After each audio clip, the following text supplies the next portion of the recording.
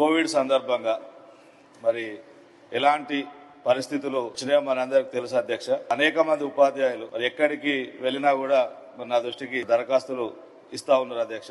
దాంట్లో అప్పుడు ఉన్నటువంటి సందర్భంలో మరి ట్రీట్మెంట్ కోసం పోతే ఏ ఒక్క హాస్పిటల్లో కూడా బెడ్ దొరకనటువంటి పరిస్థితి అధ్యక్ష. ఆ సందర్భంలో హాస్పిటల్లో అడ్మిషన్ దొరకడమే ఇబ్బందిగా ఉన్న పరిస్థితులలో మరి అది రెఫరలా నాన్ రెఫరలా అని కాకుండా మరి ఆ రోజు చికిత్స చేయించుకోవడం జరిగింది అధ్యక్ష. దానిలో చాలా లక్షలాది రూపాయలు ఖర్చు అయినప్పటికీ కూడా ప్రభుత్వం మాత్రం 1 లక్ష రూపాయలు చెల్లించడానికి మరి ఉత్తర్వులు ఇవ్వడం జరిగింది అధ్యక్ష. అయితే ఈ నాన్ రెఫరల్ హాస్పిటల్లో చికిత్స పొందిన ఉద్యోగులకు కూడా కొంతమందికి ఆ రోజు ప్రభుత్వం శాంక్షన్ చేసింది. ఆ తర్వాత హఠాత్తుగా దాన్ని ఆపేసింది. ఎలాంటి రాతపూర్వక ఉత్తర్వులు లేవు, ఇవ్వమని లేవు, వద్దని లేవు. కానీ కొంతమందికి శాంక్షన్ అయిన తర్వాత మరి అనేక బిల్లులు చాలా కాలం పెండింగ్లో ఉంచి వాటిని రిజెక్ట్ చేయడం జరిగింది అధ్యక్ష.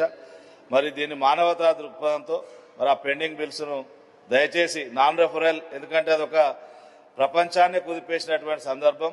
మరి వాళ్ళు ఎందుకంటే నాన్ రెఫరల్ హాస్పిటల్స్లో మరి ఎమర్జెన్సీ కింద ట్రీట్మెంట్ పొందితే మరి ఇవ్వచ్చు అని చెప్పి ఒక జీవో కూడా ఉన్నది అధ్యక్ష. దీన్ని కూడా ఎమర్జెన్సీ ట్రీట్మెంట్ కింద తీసుకొని తప్పనిసరిగా ఏవైతే పెండింగ్ బిల్స్ ఉన్నాయో చాలా తక్కువ ఉన్నాయి అధ్యక్ష.